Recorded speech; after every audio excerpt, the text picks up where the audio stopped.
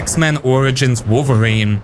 Okay, this game, it's a weird one, right? Tied to the movie, yeah, let's just say the film wasn't exactly a critical darling. But the game is surprisingly good and seriously underrated. It's a hack and slash title through and through, and it fully embraces the Wolverine fantasy. You are Wolverine, claws extended, tearing through bad guys like they're made of wet paper. It's violent, it's brutal, and honestly, it's exactly what you'd want from a Wolverine game. They didn't pull any punches here. The combat has some surprising depth to it. It's not just mindless button mashing, though you can definitely do that and have fun. There's strategy involved, you can use your claws in different ways, you can use the environment to your advantage, and that sweet, sweet regeneration. It's all there. It's a satisfying system that really captures Wolverine's ferocity. The story is, well, it's there. It's not going to win any awards, but it's engaging enough to keep you invested. It delves into Wolverine's origins, his complicated relationship with his brother Victor, Sabretooth, and his inner struggle with his animalistic side. Visually, it's a product of its time. The graphics aren't exactly cutting edge by today's standards, but they were decent back then. The environments are detailed enough and the character models are solid. And yeah, there's gore, lots of it. But again, it fits the character. Now here's the sad part, officially this game is abandonware, meaning it's not readily available for purchase through legitimate digital storefronts, which is a shame because it really deserves a second chance. But as they say, the internet is a vast and mysterious place, and sometimes, if you know where to look, well, let's just say there are ways to experience this game again.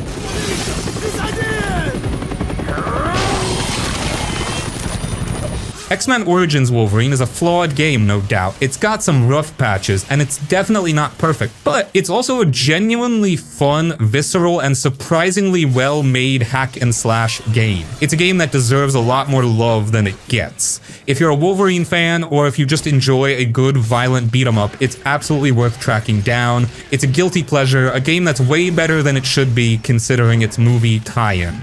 It's a hidden gem, a diamond in the rough. Just remember what I said about the internet, and don't expect a cinematic masterpiece. Expect claws, gore, and a whole lot of satisfyingly brutal combat.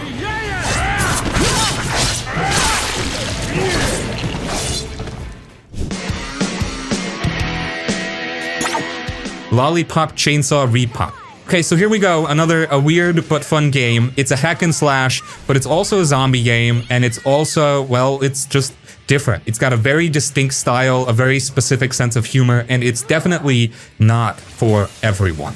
You play as Juliet Starling, a high school cheerleader who also happens to be a zombie hunter, and she's got a chainsaw, and her boyfriend's head, yeah, you heard that right, her boyfriend's head is still alive, and he's hanging from her belt. It's that kind of game. The gameplay is pretty straightforward hack and slash. You're killing zombies, collecting lollipops which are used as currency, and trying to stop a zombie apocalypse. The combat is simple, but it's satisfying. You've got your chainsaw, you've got some acrobatic moves, and you've got your boyfriend's head, which can be used for special attacks. It's as ridiculous as it sounds. The visuals are bright, colorful, and over the top. It's a very stylized game with a cartoonish look. It's not realistic, it's not gritty, it's just fun. It's like a pop art zombie movie. Lollipop Chainsaw is a game that doesn't take itself too seriously. It's a game that's meant to be fun, and it succeeds on that level. It's a silly, over-the-top, and surprisingly enjoyable hack and slash game. It's not for everyone, but if you're looking for something different, something that's a little bit off the wall, then it's definitely worth checking out. It's a weird, wonderful, and utterly bonkers experience. Just don't expect a deep and meaningful narrative, expect chainsaw zombies, and a whole lot of lollipop-fueled mayhem.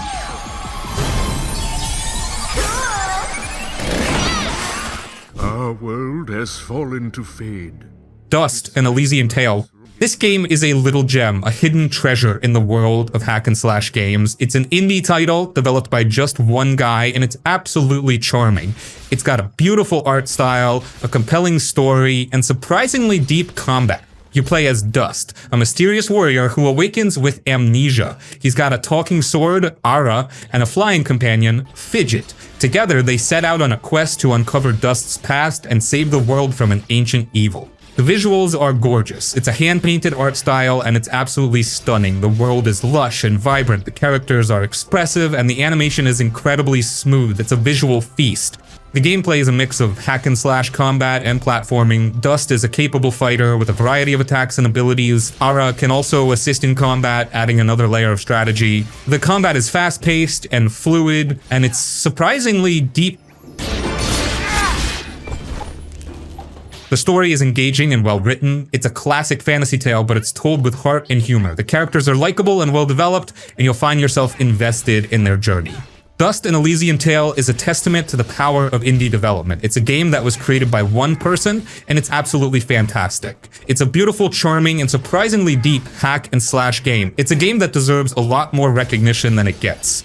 If you're looking for a hidden gem, a game that you might have overlooked, then this is definitely worth checking out. It's a wonderful experience, a game that will stay with you long after you're done playing. It's a must-play for fans of hack and slash games, and for anyone who appreciates a well-crafted indie title, don't let this one slip through the cracks. It's a true delight.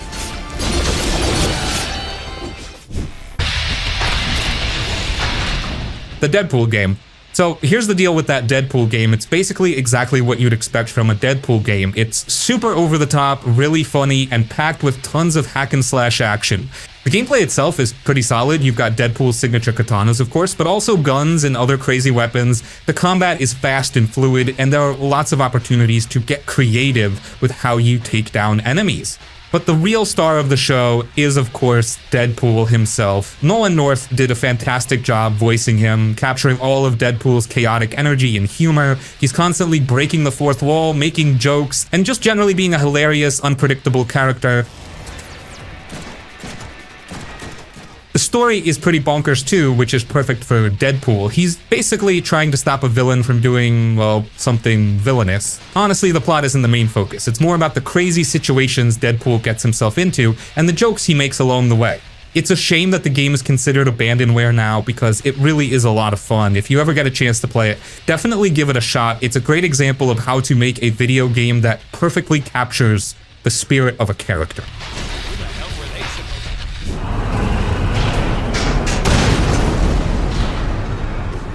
Prototype. Imagine you wake up, right? And you're like, who am I? What's going on? But also you can suddenly do all this crazy stuff like jump super high, run up walls, and turn your arms into giant blades. That's basically Prototype. You're Alex Mercer and you're in New York City, but it's not the normal New York. It's like messed up. There's a virus, people are turning into monsters, and the army's all over the place. You get to run around and just wreck stuff. It's a blast. You can grab people and throw them at other people. You can turn your hands into claws and slice through enemies. You can even pretend to be other people by like absorbing them. It's kind of gross, but it's also really cool. The fighting, it's wild. You feel super strong, like you're not just fighting, you're smashing and crashing. You can do all these cool moves and it's just super satisfying. You can jump from rooftop to rooftop, glide through the air, and then just land and start tearing through bad guys. The story's like a mystery. You're trying to figure out who you are and why you can do all this stuff. There's a lot of twists and turns and there's a bunch of bad guys you gotta take down. It's not the most amazing story ever, but it keeps you interested. Basically, Prototype is just a really fun game where you get to be super powerful, you get to run around a city, cause chaos, and just have a good time. If you like action games and you like feeling like a total badass, you'll probably dig this one. It's like a power trip, you know? You're just cutting loose and having fun.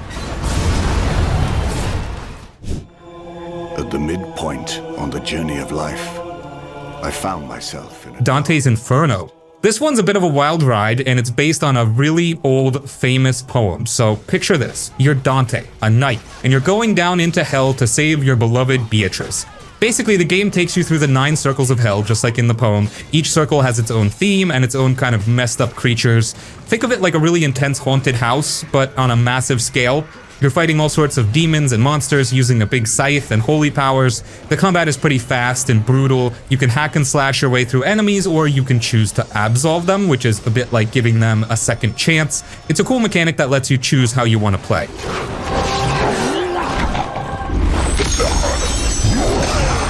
The visuals are really something else. They're dark and creepy, but also really detailed. Each circle of hell looks different, and they're all pretty disturbing.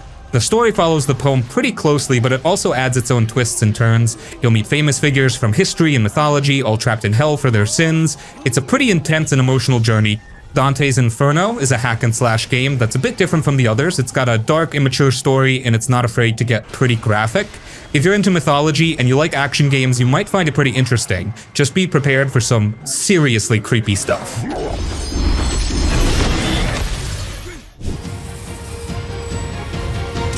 Metal Gear Rising: Revengeance. You're this ninja Raiden, but he's not just any ninja. He's got robot parts, and his sword, it's like a hot knife through butter, even if the butter is a giant metal robot. So you're running around, jumping off walls, and just going nuts with your sword. You get into fights, and it's not just button mashing. You gotta block, dodge, and then when you see an opening, you go in for the slice. It's like a fast dance, but with swords and explosion. Then there's this thing called blade mode. You hit a button, and time slows down. Now you can cut exactly where you want. Think of it like drawing with your sword, but instead of paper, you're drawing on robots. You can chop them into tiny bits, and it feels super cool. The story, it's not just robots fighting. There's some deeper stuff going on. Raiden's trying to figure out who he is and what he's fighting for. There are bad guys, of course, but they're not just bad for the sake of it. They have their own reasons. Even if they're messed up, the music is like, it's like a shot of energy. It's loud, it's fast, and it gets you pumped up. When you're fighting a big boss and the music kicks in, it's like you get a power up. You just feel like you can take on anything. Basically, this game is a non-stop action movie. You're a super-powered ninja, you're slicing up robots, and you're having a blast. It's a crazy ride, and if you like action games, you'll probably love it. It's just pure, over-the-top fun.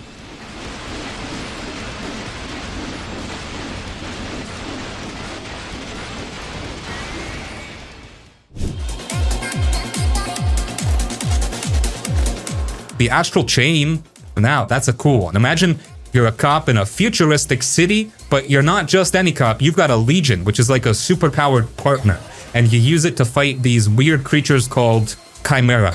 So you're running around this cyberpunk city doing investigations, and then suddenly you're fighting these crazy monsters. The combat is really unique because you're controlling both your character and your legion at the same time. It's like having a super-powered pet that fights with you.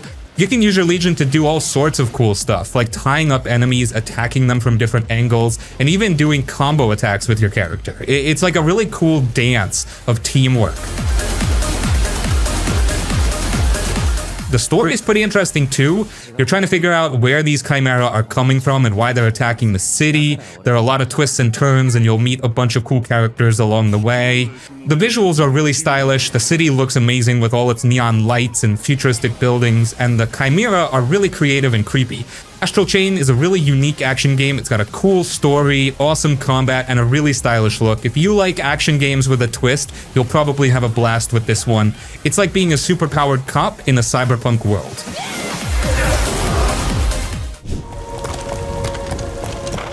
Castlevania Lords of Shadow. You're playing as Gabriel Belmont, and he's not just some guy with a sword, he's a knight, and he's got this whole serious mission going on. Think of it like you're stepping into a really dark, old-timey adventure, the kind with big castles and scary forests, but you're in control.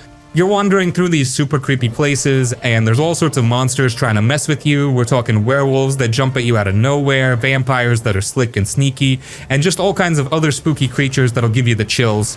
You've got this special weapon, a combat cross, and it's like a whip and a bunch of other tools all rolled into one. You use it to smack down the bad guys, and it feels pretty satisfying. The fights are actually pretty cool. You're not just mashing buttons. You can do these cool combos like stringing together different attacks to really lay a beat down on the monsters. You can also use your tools to solve puzzles like figuring out how to open a door, get past an obstacle, and sometimes you'll even be climbing on walls and stuff like some kind of ninja knight. It's a good mix of action and brain power. The story is like a big epic movie. You're trying to save the world from some serious bad stuff, but you're also dealing with your own personal problems. There are a lot of twists and turns, and you'll meet some really interesting characters along the way. Some are friends, some are enemies, and some are just plain weird. The game looks really awesome too. Everything's dark and detailed, and the monsters are super creepy. It's like you're walking around in a really cool, scary painting or a dark fantasy movie. The atmosphere is thick, and you can practically feel the spooky vibes. Basically, Castlevania Lords of Shadow is a really fun game where you get to fight monsters and explore creepy places. If you like action games with a dark story, you'll probably have a blast with this one. It's like a big, scary, and exciting adventure that'll keep you on the edge of your seat.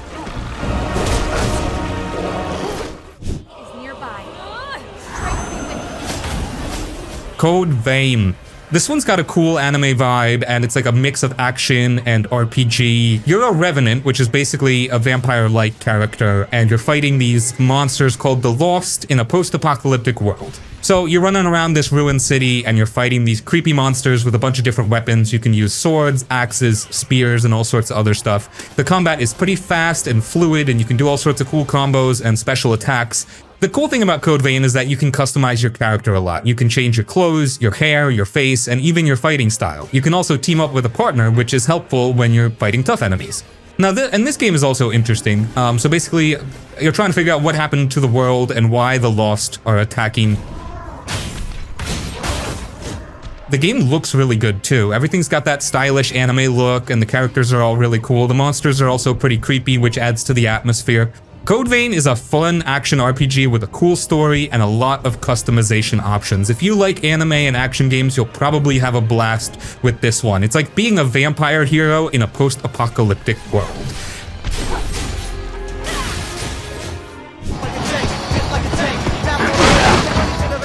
MadWorld. Thinks like someone took a comic book, ripped it straight off the page, and made it into a video game, but not just any comic book, a really intense, super stylized one. You're playing as Jack, and he's this tough dude stuck in Revengeance City. This place is a total mess, everyone's fighting in this crazy death game, and it's your job to survive. The first thing you'll notice is the look of the game. It's all black and white, like a gritty graphic novel, but then bam, you see the bright red blood splattering everywhere. It's a really cool, unique style that makes everything look dramatic and intense. You've got this chainsaw attached to your arm, and it's your main weapon. You use it to slice and dice your way through hordes of bad guys, and it's pretty satisfying. This game is all about over-the-top, crazy violence. You can use all sorts of stuff around you to take out enemies. You can throw them into trash cans, impale them on spikes, drop them into pits, and do all sorts of wild things. It's like the game is saying, go ahead, have fun, get creative. It's definitely not for people who are squeamish or don't like a lot of action, because it's pretty brutal.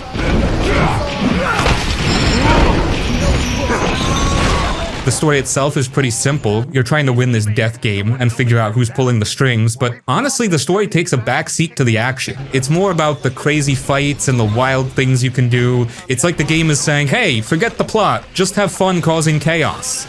MadWorld is a game that's really different from most other games out there. It's got a really unique look, a ton of over-the-top violence, and a whole lot of personality. If you're looking for something that's a bit out there, a bit crazy, and a whole lot of fun, you might find this one pretty cool. Just remember, it's pretty violent, which might be pretty cool, or not cool. Haha. It's like stepping into a really intense interactive comic book where you get to cause all sorts of mayhem and destruction.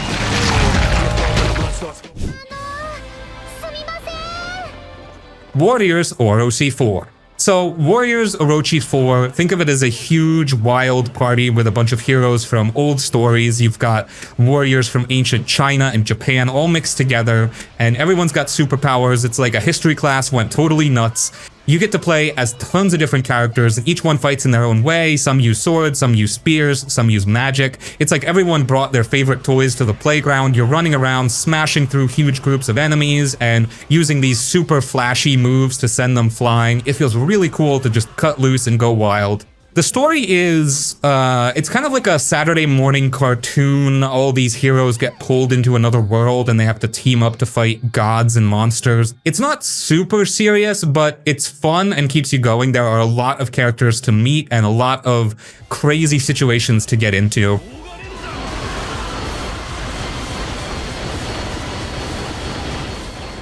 This game is all about big, crazy action. You're not just fighting a few enemies, you're fighting hundreds at once. It's like a giant brawl, and you're right in the middle of it. You can do these awesome combo attacks, and you can use magic to clear out huge groups of bad guys. It's super satisfying to just unleash a storm of attacks and watch everyone go flying. Warriors Orochi 4 is a really fun game if you like action games with a lot of characters and a lot of over-the-top fighting. It's like a big, silly, and exciting adventure with a ton of cool heroes. You can just relax, smash some bad guys, and have a good time. It's like a big, fun action movie that you get to play.